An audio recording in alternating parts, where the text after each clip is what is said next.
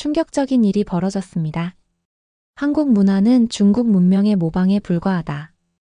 2025년 LA 국제문화포럼, 중국 베이징 대학의 역사학자인 리아나 교수의 이 한마디가 국제학계에 폭풍을 몰고 왔습니다. 김치는 파오차이에서 파생됐고 한복은 한푸를 모방했으며 심지어 한글조차 중국의 의문학적 영향 없이는 탄생할 수 없었다는 도발적인 주장을 펼치는데요. 학계는 술렁이고 한국 대표단의 표정도 굳어졌죠. 그러나 이때 청중석 뒤편에서 이 모든 광경을 지켜보던 한 남자가 있었습니다. 그는 하버드 대학교의 문화인류학 교수인 루카스 해리슨이었죠. 그의 눈빛은 평온했지만 가슴 속에는 불꽃이 타오르고 있었습니다. 하버드 교수는 어떻게 국제학계의 오해와 편견에 맞서 싸웠을까요? 오늘은 그 놀라운 이야기를 시작하겠습니다. 안녕하세요. 저는 루카스 해리슨, 하버드 대학교의 문화인류학 교수죠. 2025 LA 국제문화포럼을 앞두고 한국 전통문화유산을 세계에 알릴 준비에 설레던 참이었습니다. 어린 시절 외교관이었던 아버지를 따라 한국에서 보낸 시간은 특별했어요. 그때의 경험이 제 정체성을 형성했고 결국 문화인류학이라는 분야로 이끌었죠. 한국 문화를 세계에 올바르게 알리는 것은 단순한 학문적 열정을 넘어 마음속 깊은 사명과도 같았습니다. 루카스 해리슨 교수님, LA에 오신 것을 환영합니다. 포럼 관계자가 저를 맞이했습니다. 호텔에 도착해 노트북을 펼쳤죠. 발표 자료를 다시 한번 확인하려는 참이었지만 마음은 자꾸 과거로 돌아가려 했어요. 결국 자료 대신 오래된 가족 사진첩 디지털 파일을 열었습니다. 그곳에는 제가 한국에서 보냈던 시간들이 고스란히 담겨 있었죠. 이때가 언제였더라? 화면에 나타난 사진 속에는 어린 제 모습이 있었어요.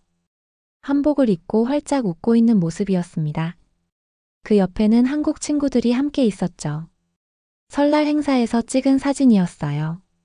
그때 배웠던 세배 그리고 맛있게 먹었던 떡국의 맛이 혀끝에서 다시 살아나는 듯 했습니다. 스크롤을 내리자 아버지와 함께 있는 사진이 나왔어요. 외교관이었던 아버지는 종종 저를 업무 현장에 데려가곤 했습니다. 그 덕분에 저는 한국의 다양한 모습을 경험할 수 있었죠. 특히 새마을 운동이 한창이던 시기의 모습들이 인상 깊었어요. 그랬지 이때가 새마을 운동이 활발하게 진행되던 때였어. 사진 속에는 마을 사람들이 함께 모여 길을 닦고 건물을 세우는 모습이 담겨 있었습니다. 그들의 얼굴에는 피로함보다는 희망이 더 크게 자리 잡고 있었어요. 1970년 4월 22일 박정희 대통령이 처음 새마을 운동을 전국 지방장관회의에서 제창했던 그 시기의 모습이었죠. 잘 살아보세라는 구호 아래 시작된 이 운동은 1971년부터 본격적으로 전국 33,267개 행정리에서 전개되었습니다. 아버지는 종종 이렇게 말씀하셨습니다. 루카스, 이 사람들을 보거라. 그들은 아무것도 없는 상태에서 모든 것을 만들어내고 있단다. 이것이 바로 인간 정신의 위대함이야. 그 말씀이 어린 제 마음속에 깊이 새겨졌어요. 1970년대 초 한국의 농촌은 여전히 가난했습니다. 1인당 국민소득이 겨우 290달러에 불과했던 시절이었죠. 그러나 새마을 운동을 통해 놀라운 변화가 시작되었어요. 1971년부터 1978년 사이 농가소득은 연평균 16.8%나 증가했고 1981년까지 전국 농촌 가구의 60% 이상이 슬레이트나 기와지붕으로 개량되었습니다. 특히 기억에 남는 것은 1972년에 방문했던 경기도의 한 마을이었습니다. 초가지붕을 걷어내고 새로운 슬레이트 지붕을 얹는 작업을 주민들이 함께하고 있었죠. 누군가의 집을 고치는 일이었지만 온 마을 사람들이 마치 자신의 일처럼 나서서 도왔어요. 그때 느꼈던 공동체 의식은 제가 서구 사회에서는 쉽게 경험할 수 없는 것이었습니다. 새마을 운동의 3대 정신, 근면자조협동. 새마을 운동의 핵심 구호였죠. 박정희 대통령은 1972년부터 1979년까지 매년 전국 새마을 지도자 대회를 직접 주재하며 농촌의 변화를 이끌었습니다. 놀라운 것은 정부 지원금 대비 주민들의 자체 부담 비율이 1:2 이상이었다는 점이었어요. 즉 정부가 1원을 지원하면 주민들은 자발적으로 2원 이상을 투자했던 것입니다. 제가 한국에 머물던 1973년에는 전국 3만 5천여 개 마을 중 1만 6,600개 마을이 자조마을로 6,100개 마을은 자립마을로 성장했습니다. 황무지였던 땅에 농작물이 자라고 비포장도로가 아스팔트 길로 바뀌었어요. 1971년부터 1978년 사이에 전국 농촌의 도로 7만 6천 킬로미터가 확장되었고 마을 안길 3만 7천 킬로미터가 정비되었다고 해요. 그 변화의 속도는 어린 제게도 놀라운 그 자체였습니다. 더불어 기억나는 것은 학교 운동장에서 본 태권도 수업이었어요. 한국 친구들과 함께 수업을 들었던 기억이 납니다. 처음에는 단순한 운동으로만 생각했지만 시간이 지날수록 그 안에 담긴 철학과 정신을 조금씩 이해하게 되었죠. 몸의 균형, 정신의 집중, 그리고 상대를 존중하는 마음가짐까지. 몇 시간이 지났을까요? 자정이 넘어가고 있었지만 저는 여전히 과거 속을 헤매고 있었습니다. 내일의 컨퍼런스를 위해 충분히 쉬어야 한다는 것을 알면서도 자꾸만 추억의 조각들을 되새기게 되었어요. 그만큼 한국에서의 경험이 제게는 소중했습니다. 결국 노트북을 덮고 침대에 누웠죠. 내일은 중요한 날이었으니까요. 하지만 잠들기 전 마지막 생각은 여전히 한국에 머물러 있었습니다. 그 기억들이 제 연구와 학문의 토대가 되었음을, 그리고 내일 발표에서 그 가치를 세계에 알리게 될 것임을 떠올리며 눈을 감았어요. 컨퍼런스 첫날 아침 호텔 레스토랑에서 한국의 박지원 교수가 저를 반갑게 맞았습니다. 그녀의 테이블에는 인도와 태국에서 온 학자들이 함께 있었어요. 루카스 교수님의 논문 정말 인상적이었습니다. 샤르마 박사의 칭찬에 부끄러움이 밀려왔습니다. 대화 중 분위기가 갑자기 무거워졌어요. 중국에서 온 리아나 교수가 이번에 매우 도발적인 주제로 발표한다고 들었어요. 한국 문화가 중국에서 비롯되었다는 주장을 펼칠 예정이라고요. 박지원 교수의 말에 테이블의 분위기가 경직되었습니다. 문화의 기원은 늘 민감한 주제였죠. 학술적 토론은 환영이지만 증거에 기반한 논의가 되어야겠죠. 제 말에 모두가 동의했지만 마음 한구석에 불안감이 일었습니다. 내일 발표 내용과 리아나 교수의 주장은 정면으로 충돌할 가능성이 높았어요. 개회식 중 앞줄에 앉은 날카로운 눈빛의 리아나 교수가 눈에 들어왔습니다. 휴식 시간에 그에게 다가갔어요. 리아나 교수님, 하버드의 루카스 해리슨입니다. 리아나는 미소 지었지만 눈빛에는 경계심이 묻어 있었습니다. 당신의 연구 들었습니다. 한국 문화에 관심이 많으시다고요? 네, 내일 그 주제로 발표할 예정입니다. 저도 동아시아 문화의 흐름에 대해 발표할 예정이죠. 아마 다른 관점을 보여드릴 수 있을 겁니다. 그의 말투에서 도전적인 뉘앙스를 느꼈지만 평정심을 유지했습니다. 이제 제 발표는 단순한 연구 발표가 아닌 한국 문화 가치를 증명해야 하는 중요한 기회가 되었어요. 오후 세션이 시작되고 저는 여러 발표를 관심 있게 들었습니다. 다양한 국가의 문화유산에 대한 연구들이 소개되었고 각각의 발표가 끝날 때마다 열띤 질의응답이 이어졌어요. 학술적 토론의 장이 활발하게 펼쳐지고 있었죠. 그러다 드디어 리아나 교수의 발표 차례가 왔습니다. 회의실은 순식간에 긴장감으로 가득 찼어요.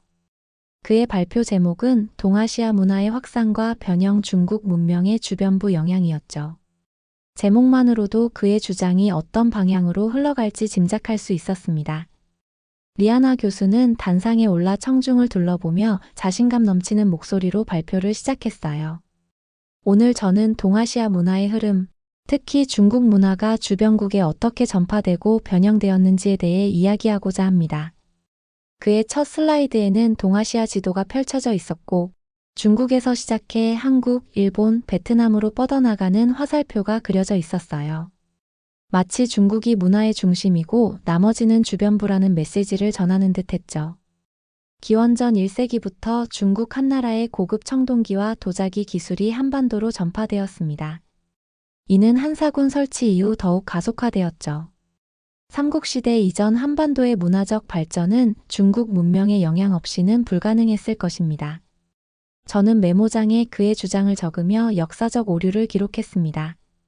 최근 발굴된 청동기 시대 유적들은 한반도에 독자적인 청동기 문화가 존재했음을 보여주고 있었으니까요. 특히 한국의 농경 문화를 보십시오. 기원전 108년 한사군 설치 이후 중국의 선진 농경 기술과 농기구가 한반도에 전파되었습니다. 한반도의 벼농사 기술은 중국 장강 유역의 농경 문화에서 직접적으로 파생된 것이고, 초기 농경 도구와 기술의 유사성이 이를 명확하게 증명합니다. 이 부분은 특히 문제가 많았습니다. 최근 고고학적 발굴은 한반도에서 독자적인 농경 문화가 발전했음을 보여주고 있었고, 방사성 탄소 연대 측정 결과 기원전 1300년경부터 벼농사가 시작되었다는 증거가 있었으니까요. 더 나아가 한국의 전통 음식 문화를 보십시오. 김치는 중국의 파오차이에서 파생된 것입니다. 중국의 사천과 산동 지역에서 수천 년 전부터 있어온 발효 채소 문화가 한반도로 전파된 것이죠. 특히 9세기경 당나라와의 교류를 통해 본격적으로 발전했습니다. 리아나 교수는 화면에 중국 파오차이와 한국 김치의 사진을 나란히 보여주며 계속했어요. 중국의 파오차이는 이미 진나라와 한나라 시대부터 문헌에 기록되어 있습니다. 채소를 소금에 절이는 기본 원리는 동일하죠. 한국의 김치는 단지 고춧가루라는 요소를 추가했을 뿐 기본 원리와 방법은 중국에서 전래된 것입니다. 비빔밥 역시 중국 남부 지역의 호남 요리에서 영향을 받은 것으로 완전히 독창적인 음식이라 보기 어렵습니다. 청중 사이에서 작은 술렁임이 일었어요. 특히 한국에서 온 참가자들의 표정이 굳어지는 것이 보였습니다. 저도 마찬가지였죠. 김치의 독특한 발효 과정과 재료 구성은 파오차이와는 근본적으로 달랐으니까요. 한국의 전통 의상인 한복 역시 중국의 한푸에서 비롯된 것입니다. 한복의 저고리와 치마 구조는 당나라 시대 의복에서 직접적인 영향을 받았습니다. 심지어 조선시대 문헌에도 중국 복식의 영향을 인정하는 내용이 있죠. 소매의 형태, 색상의 사용, 심지어 착용 방식까지 유사점이 많습니다. 리아나 교수는 슬라이드를 넘기며 중국 한푸와 한국 한복의 사진을 보여주었습니다. 그의 슬라이드는 의도적으로 유사해 보이는 의복만 선별한 것 같았어요. 한글 역시 완전한 독창적 발명이라고 보기 어렵습니다. 세종대왕이 창제했다고 하지만 당시 중국 원나라와 명나라 시대 학자들의 의문학 연구와 파스파 문자의 영향을 상당히 받았습니다. 특히 자음과 모음의 구분 체계는 중국 성운학에서 직접적인 영향을 받은 것이죠. 이 주장은 특히 터무니없었습니다. 한글의 과학적 체계와 창제 원리는 세계 언어학자들에게도 독창성을 인정받고 있었으니까요. 도자기 역시 마찬가지입니다. 고려 청자는 송나라 청자의 기법을 모방한 것이고 조선 백자는 명나라 백자의 영향 아래 발전했습니다. 중국 도자기의 제작 기술, 문양, 심지어 가마 구조까지 모두 중국에서 전래된 것입니다. 리아나 교수는 계속해서 한국 문화의 다양한 측면이 중국 문화에서 비롯되었다는 주장을 펼쳤습니다. 심지어 한국 전통 건축, 음악, 민속 신앙에 이르기까지 모든 것이 중국 문화의 변형 또는 파생물이라고 주장했어요. 결론적으로 한국의 문화유산은 분명 가치가 있습니다. 하지만 그것은 중국 문화의 영향 없이는 존재할 수 없었을 것입니다. 우리는 이러한 문화적 위계와 전파의 흐름을 인정해야 합니다. 한국 문화는 중국 문명의 모방이라는 관점에서 이해되어야 합니다. 발표가 끝나고 박수 소리가 들렸지만 평소보다 훨씬 약했어요. 많은 참가자들이 불편한 표정을 짓고 있었습니다. 질의응답 시간이 시작되었고 여러 학자들이 손을 들었죠. 저도 그중 하나였습니다. 네, 해리슨 교수님. 사회자가 저를 지목했고 저는 자리에서 일어났어요. 리아나 교수님, 흥미로운 발표 감사합니다. 하지만 몇 가지 의문점이 있습니다. 교수님께서는 김치와 파오차이의 유사성을 강조하셨는데 최근 식품 고고학 연구에 따르면 한반도에서의 발효 식품 문화는 독자적인 발전 과정을 보이고 있습니다. 고려시대 이전 문헌인 삼국사기와 삼국유사에 이미 김치와 유사한 발효 식품에 대한 기록이 있고 고춧가루의 사용이나 발효 방식도 상당히 다른데 이런 점들은 어떻게 설명하시겠습니까? 리아나 교수는 잠시 멈칫했지만 곧 자신감 있는 표정을 되찾았어요. 물론 지역적 변형은 있었겠지만 기본 개념과 기술은 중국에서 전파된 것입니다. 고춧가루는 16세기 이후 남미에서 들어온 것으로 후대에 추가된 요소일 뿐이죠. 발효식품의 기본 원리는 중국에서 먼저 개발되었습니다. 제 질문에 대한 그의 답변은 피상적이었습니다.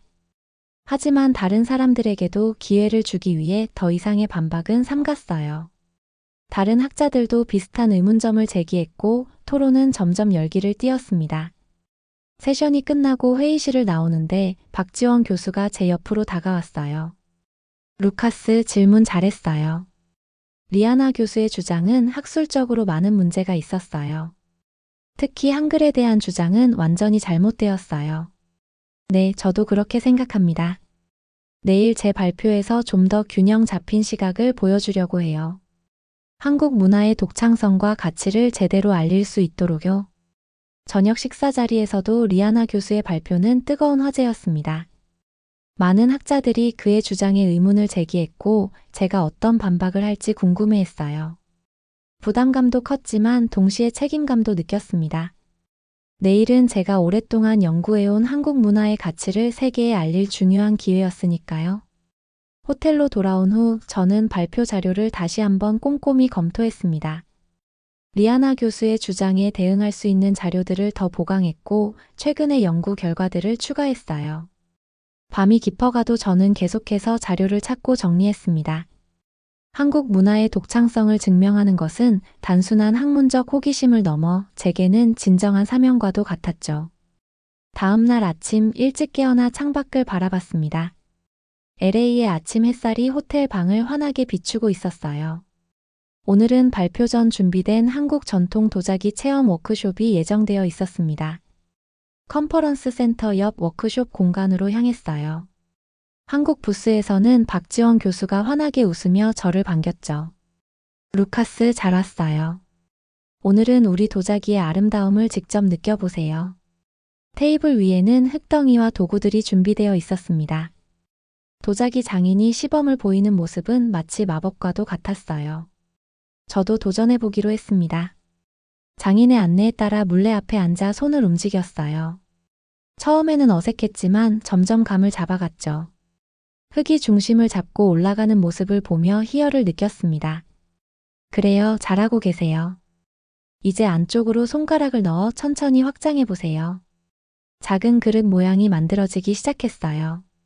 완벽하지는 않았지만 제 손으로 직접 만들어가는 과정이 감동적이었습니다. 흙을 만지는 동안 리아나 교수의 말이 떠올랐습니다. 그가 주장한 것처럼 한국 도자기가 단순히 중국 도자기의 모방이었다면 왜 이토록 다른 느낌과 철학이 담겨 있는 걸까요? 조선 백자의 단아함과 여백의 미학은 중국 청아백자와는 확연히 달랐습니다. 작업을 마치고 제 그릇을 내려놓자 장인이 미소 지었어요. 좋은 작품이에요. 형태는 단순하지만 이 안에 마음이 담겨 있네요. 그 말씀에 가슴이 뭉클해졌습니다. 문화란 단순한 형태나 기술을 넘어 그 안에 담긴 정신과 마음가짐이 아닐까 생각했어요. 워크숍에서 다른 참가자들과 대화를 나누다 보니 리아나 교수의 발표 이후 오히려 많은 사람들이 한국 문화에 더 관심을 갖게 된 것 같았습니다. 해리슨 교수님, 오늘 오후 발표가 정말 기대돼요.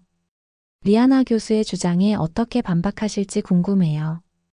제 목표는 단순한 반박이 아니라 한국 문화가 가진 고유한 가치와 아름다움을 공유하는 거예요. 점심 후 호텔로 돌아와 발표 준비를 마무리했습니다. 한국에 계신 옛 선생님의 응원 메시지를 받고 더욱 힘이 났어요. 루카스, 내가 한국 문화를 세계에 알리는 것이 자랑스럽구나. 진심을 담아 이야기하면 반드시 전해질 거야. 눈시울이 뜨거워졌습니다. 한국에서의 경험과 그곳에서 만난 인연들이 오늘의 저를 만들었다는 생각이 들었어요. 이제 그 빚을 조금이나마 갚을 시간이었습니다. 발표 자료를 USB에 저장하고 아까 만든 도자기 조각을 잠시 바라봤습니다. 아직 굽지 않은 흙 상태였지만 그 안에 담긴 정성과 열정은 충분히 느껴졌어요. 깊은 숨을 들이마시고 컨퍼런스 센터로 향했습니다. 컨퍼런스 센터에 도착하자 이미 많은 사람들이 자리에 앉아 있었습니다. 발표장은 예상보다 훨씬 많은 청중으로 가득 찼어요. 아마도 어제 리아나 교수의 도발적인 발표 때문에 관심이 높아진 것 같았습니다. 제 발표 차례가 오기 전 저는 뒤쪽 좌석에 앉아 노트북을 펼쳐 발표 자료를 마지막으로 확인하며 심호흡을 반복했습니다. 긴장되나요? 옆자리에 박지원 교수가 앉으며 물었습니다. 저는 솔직하게 고개를 끄덕였어요. 네, 조금요. 하지만 동시에 설레기도 합니다. 오랫동안 연구해온 내용을 공유할 기회니까요. 잘할 거예요, 루카스. 당신의 연구는 탄탄하고 무엇보다 진정성이 느껴져요. 그녀의 말에 용기를 얻었습니다. 발표장 앞쪽에서 리아나 교수가 자리에 앉는 모습이 보였어요. 그는 여전히 자신감 넘치는 표정이었죠. 우리의 시선이 마주쳤고 그는 가볍게 고개를 끄덕였습니다. 저도 같은 방식으로 인사를 건넸어요. 다음은 하버드대학교의 루카스 해리슨 교수님의 발표입니다. 한국 전통문화유산의 독창성과 가치라는 주제로 발표해 주시겠습니다. 사회자의 소개에 저는 자리에서 일어나 단상으로 향했습니다. 단상에 서서 청중을 바라보니 다양한 국적의 학자들이 모여 있었어요. 깊은 숨을 들이마시고 발표를 시작했습니다. 안녕하십니까, 여러분. 오늘 저는 한국 전통문화유산이 가진 독창성과 그 가치에 대해 이야기하고자 합니다. 첫 슬라이드에는 한국의 다양한 문화유산 사진들이 모자이크처럼 펼쳐져 있었어요. 고려청자부터 조선백자, 한옥의 첨화선, 한복의 아름다운 선, 그리고 김치와 같은 발효 음식까지. 그 다양성과 아름다움이 한눈에 들어오도록 구성했습니다. 문화는 단순한 형태나 기술의 전파로만 이해될 수 없습니다. 그것은 해당 민족의 역사적 경험, 자연환경, 그리고 세계관이 복합적으로 녹아든 총체적 결과물입니다. 다음 슬라이드로 넘어가며 저는 한국 도자기의 역사적 발전 과정을 보여주었어요. 1968년 충남 부여에서 발굴된 백제시대 청자 파편과 2012년 발굴된 고려 청자의 제작 기법을 담은 도판을 화면에 띄웠습니다. 고려 청자의 비취색은 중국 청자와 확연히 다른 색감을 가지고 있으며 이는 단순한 기술적 차이가 아닌 미학적 추구의 차이에서 비롯된 것입니다. 특히 12세기 강진 지역에서 제작된 청자는 1250도에서 1280도의 독특한 소성 온도와 철 함량 0.81에서 1.2%의 특수 유약을 사용했습니다. 이는 중국 용천요 청자의 1230 소성 온도와 1.5에서 2.3%의 철 함량과는 명확히 구분되는 기술입니다. 국립중앙박물관의 최근 연구 결과에 따르면 이 청자들은 중국 것과는 다른 고유한 유약 제조법과 소성 기술을 사용했다는 점이 밝혀졌습니다. 청중들의 시선이 집중되는 것이 느껴졌습니다. 특히 리아나 교수가 몸을 앞으로 기울이며 주의 깊게 듣고 있었어요. 다음으로 한국의 음식 문화, 특히 김치에 대해 이야기하겠습니다. 어제 리아나 교수님께서는 김치가 중국의 파오차이에서 파생되었다고 주장하셨지만 최근의 식품 고고학 연구는 다른 이야기를 전하고 있습니다. 슬라이드를 넘기자 2017년 서울대학교 식품영양학과와 국립문화재연구소가 공동으로 진행한 발효 미생물 연구 결과가 나타났습니다. 한국의 고대 문헌에 나타난 김치 관련 기록들과 함께 발굴된 발효 용기의 사진을 보여주었어요. 2005년 경주 안압지에서 발견된 8세기 통일신라 시대의 발효 용기에서 검출된 DNA 분석 결과 현대 김치와 유사한 발효식품의 흔적이 발견되었습니다. 이는 리아나 교수가 주장한 9세기 당나라 영향설보다 훨씬 이전부터 한반도에서 독자적인 발효 문화가 존재했음을 보여주는 명확한 증거입니다. 고려시대 문헌 사시찬 요초에 기록된 김치 제조법과 현대 분자생물학적 분석을 통해 김치의 발효 과정이 파오차이와는 근본적으로 다른 유산균 종류를 활용하고 있음이 증명되었습니다. 다음 슬라이드로 넘어가며 김치와 파오차이의 미생물학적 차이를 상세히 설명했습니다.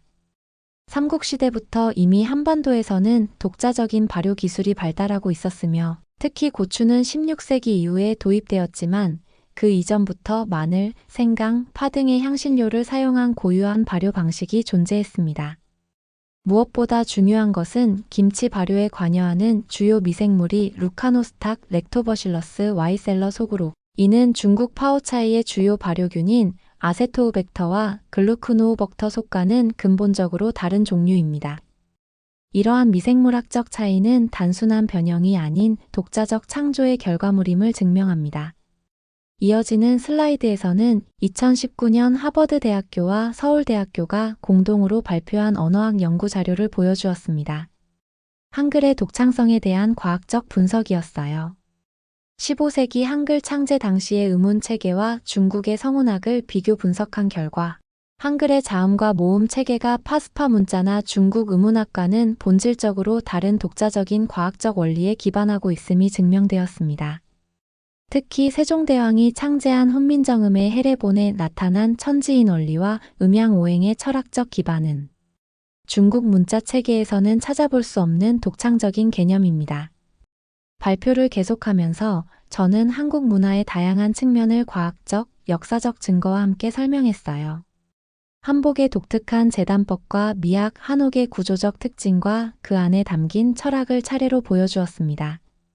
특히 2020년 영국 옥스퍼드 대학교 동양학과에서 진행한 비교문화 연구에서 조선시대 백자와 청아백자가 중국의 도자기와는 다른 미학적 철학과 제작 기법을 발전시켰다는 연구 결과를 강조했습니다. 최근 2022년 네이처지에 발표된 DNA 연구 결과도 주목할 만합니다. 한반도 내 고대 유적지에서 발견된 인골과 유물의 DNA 분석 결과 한반도 주민들은 독자적인 유전적 계통을 형성해왔으며 이는 문화적 독창성의 생물학적 기반이 될 수 있다는 사실을 보여줍니다. 마지막 슬라이드로 넘어가며 결론을 내렸습니다. 문화는 결코 한 방향으로만 흐르지 않습니다. 동아시아 문화권에서는 중국, 한국, 일본, 그리고 주변 국가들 사이의 문화적 교류가 활발했으며 각 민족은 그 과정에서 자신만의 독특한 문화를 발전시켜 왔습니다. 이것은 위계가 아닌 다양성의 관점에서 이해되어야 합니다. 한국의 전통 문화유산은 동아시아 문화권 내에서 독자적인 발전 경로를 걸어왔으며 그 과정에서 형성된 독창적인 미학과 철학은 세계 문화유산으로서 충분한 가치를 지니고 있습니다. 발표를 마치자 잠시 침묵이 흐르다가 곧 큰 박수 소리가 발표장을 가득 채웠습니다. 많은 청중들이 고개를 끄덕이며 만족스러운 표정을 지었어요. 질의응답 시간이 시작되었고 여러 학자들이 다양한 질문을 던졌습니다. 해리슨 교수님, 한국 문화의 독창성에 대한 탁월한 발표였습니다. 그렇다면 교수님께서는 동아시아 문화권 내에서의 상호 영향관계를 어떻게 보시나요? 인도에서 온 샤르마 교수의 질문에 저는 신중하게 답했습니다. 문화적 교류와 영향은 분명히 존재했습니다. 부정할 수 없는 사실이죠. 하지만 중요한 것은 그 영향을 어떻게 해석하느냐입니다. 제가 발표에서 보여드린 고고학적, 미생물학적, 그리고 미학적 증거들이 시사하는 바는 이것이 단순한 전파나 모방이 아닌 창조적 재해석과 혁신의 과정이었다는 점입니다. 예를 들어 14세기 고려 말 청자에 나타난 철사 기법은 중국 원대 청자에서 형태적 영감을 받았을 수 있지만 그 표현 방식과 미학적 목적은 완전히 다른 방향으로 발전했습니다. 이러한 사례들이 문화교류의 본질을 보여준다고 생각합니다. 여러 질문에 답하는 동안 저는 리아나 교수가 손을 들었음을 발견했어요. 사회자가 그에게 마이크를 넘겨주었고 청중들 사이에 긴장감이 흘렀습니다. 해리슨 교수님, 흥미로운 발표였습니다. 하지만 제가 보기에 교수님은 문화적 영향의 깊이와 범위를 과소평가하고 계신 것 같습니다. 특히 한국의 초기 문명 형성기에 중국 문화의 결정적 역할을 간과하고 있지 않나요? 날카로운 질문이었지만 저는 이미 준비되어 있었습니다. 침착하게 답변을 시작했어요. 리아나 교수님의 지적 감사합니다. 문화적 영향은 분명 있었습니다. 그것을 부정하는 것은 아닙니다. 다만 제가 강조하고 싶은 것은 그 영향이 일방적이거나 종속적인 관계가 아니었다는 점입니다. 2009년 국립문화재연구소와 영국 옥스퍼드 대학교가 공동으로 진행한 방사성 탄소 연대 측정 결과에 따르면 한반도 남부에서 발견된 초기 청동기는 기원전 1500년경으로 추정되며 이는 당시 중국 북부 지역의 청동기 문화와 병행하여 발전했음을 보여줍니다. 또한 2015년 발표된 고대 DNA 연구에서는 한반도 선사시대 인구 집단이 유전적으로 독자적인 특성을 가지고 있었음이 확인되었습니다.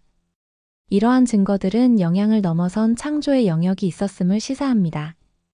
리아나 교수는 얼굴이 붉어지며 더 이상 질문하지 못했어요. 질의응답 시간이 끝나고 저는 많은 학자들로부터 축하와 응원의 말을 들었습니다. 특히 박지원 교수는 제 어깨를 두드리며 기쁜 표정을 감추지 못했어요. 정말 훌륭했어요, 루카스. 구체적인 증거들로 가득 찬 학술적이면서도 감동적인 발표였어요. 그녀의 말에 가슴이 따뜻해졌습니다. 발표를 마치고 나니 긴장이 풀리며 몸에 힘이 빠졌지만 동시에 큰 성취감도 느꼈어요. 제가 전하고자 했던 메시지가 많은 사람들에게 전달된 것 같았습니다. 발표를 마친 후 로비에서 차를 마시며 여러 학자들과 대화를 나누고 있었습니다. 주변에서는 리아나 교수의 발표를 비판하는 소리가 들려왔어요. 학자들 사이에서 그의 주장은 객관적 근거가 부족하다는 평가를 받고 있었습니다. 한 구석에 홀로 서 있던 리아나 교수가 제게 다가왔어요. 해리슨 교수, 흥미로운 발표였소. 비록 제 견해와는 다르지만 당신의 연구에는 감탄했습니다. 예상치 못한 말에 잠시 놀랐지만 곧 미소로 답했어요. 감사합니다, 리아나 교수님. 대화를 나누는 동안 주변 학자들은 우리를 힐끔거리며 리아나 교수를 향해 차가운 시선을 보냈습니다. 그는 이것을 느꼈는지 자리를 빠르게 떠났어요. 저녁 만찬에서는 각국의 전통 음식이 제공되었고 한국 음식 코너에는 비빔밥과 다양한 김치가 있었습니다. 많은 참가자들이 한국 음식을 맛보며 감탄했어요. 해리슨 교수님, 한국 문화에 관심을 갖게 된 계기가 궁금해요. 샤르마 교수의 질문에 제 어린 시절 한국 경험을 간략히 나눴습니다. 한국 문화는 제게 단순한 연구 대상이 아니라 제 정체성의 일부가 되었습니다. 리아나 교수는 혼자 식사하고 있었고 다른 학자들은 그의 테이블로 가지 않았습니다. 학문적 논쟁은 때로 이렇게 냉담한 결과를 낳기도 하지만 개인적으로는 안타까운 마음이 들었어요. 호텔로 돌아가는 길, 오늘의 발표가 성공적으로 마무리되었다는 안도감을 느꼈습니다. 한국 문화의 가치를 세계에 계속 알려야겠다는 결심이 더욱 굳건해졌어요. 컨퍼런스 마지막 날, 폐회식에서 주최 측은 제 발표를 하이라이트로 언급했습니다. 하버드 대학교 해리슨 교수님의 발표는 문화적 다양성과 상호 존중의 필요성을 일깨워 주었습니다. 박지원 교수는 한국에서의 공동 연구를 제안했고 저는 기쁘게 수락했습니다. 귀국길에 오르며 깊은 생각에 잠겼습니다. 이번 컨퍼런스는 단순한 학술 행사를 넘어 제게 한국 문화의 진정한 의미를 다시 한번 깨닫게 해주었어요. 한국이라는 나라는 수천 년의 역사 속에서 수많은 외부 압력과 도전에도 불구하고 자신만의 독창적인 문화를 발전시켜 왔습니다. 한국의 새마을 운동에서 보았던 그 공동체 정신, 함께하면 안 될 일이 없다는 신념은 오늘날 세계가 직면한 많은 문제들의 시사점을 줍니다. 또한 한국인들의 부지런함과 끈기 그리고 어려움 속에서도 미래를 향한 희망을 잃지 않는 정신은 제가 평생 간직하고 싶은 가치입니다. 한국의 도자기 문화에서 경험했던 그 여백의 미학과 자연과의 조화, 그리고 김치에 담긴 발효의 지혜는 단순한 물질적 유산을 넘어 현대 사회에도 적용할 수 있는 철학적 통찰을 담고 있습니다. 특히 한국의 발효 문화는 인내와 기다림의 가치, 그리고 미생물과 인간의 공존을 통해 더 건강하고 지속 가능한 삶의 방식을 보여주고 있죠. 리아나 교수와의 논쟁은 결국 모두에게 유익한 결과를 가져왔다고 생각합니다. 그의 도전적인 주장이 없었다면 한국 문화의 독창성과 가치를 이토록 깊이 탐구하고 공유할 기회가 없었을지도 모르니까요. 이는 마치 한국이 오랜 역사 속에서 외부의 도전을 극복하며 오히려 더 강한 문화적 정체성을 형성해온 과정과도 닮아 있습니다. 어린 시절 한국에서 본 태권도의 가르침이 떠올랐습니다. 단순한 무술이 아닌 심신의 조화와 존중, 인내를 가르치는 그 철학이 지금의 제 학문적 태도에도 큰 영향을 미쳤어요. 한국 문화에는 이처럼 겉으로 드러나는 형태 너머의 깊은 정신적 가치가 스며들어 있습니다. 한복의 우아한 곡선과 한옥의 자연 친화적 구조, 그리고 한글의 과학적 원리는 실용성과 아름다움을 동시에 추구하는 한국 문화의 균형 감각을 보여줍니다. 이러한 균형과 조화의 원칙은 오늘날 극단으로 치닫는 현대 사회에 중요한 교훈을 줄 수 있을 것입니다. 이제 저는 박지원 교수와 함께 한국에서 진행할 공동 연구를 통해 이러한 가치들을 더 깊이 탐구하고 싶습니다. 특히 한국의 정문화와 공동체 의식이 현대 사회의 고립과 소외 문제를 해결하는 데 어떤 통찰을 제공할 수 있는지, 또한 한국의 빠른 경제 발전 과정에서 전통과 현대를 조화시켜온 경험이 다른 발전 도상국들에게 어떤 모델이 될 수 있는지 연구하고 싶어요. 문화적 다양성을 존중하고 서로의 고유한 가치를 인정하는 태도야말로 진정한 세계 시민이 가져야 할 마음가짐이 아닐까요? 한국은 세계화 시대에 자신의 문화적 정체성을 유지하면서도 세계와 소통하는 모범적인 사례를 보여주고 있습니다. K-팝부터 한식, 한국 영화에 이르기까지 한국 문화는 이제 세계인의 마음을 사로잡고 있죠. 어쩌면 한국 문화의 진정한 힘은 과거의 전통을 고수하는 데 있지 않고 그것을 현대적 맥락에서 끊임없이 재해석하고 새롭게 창조해내는 역동성에 있는지도 모릅니다.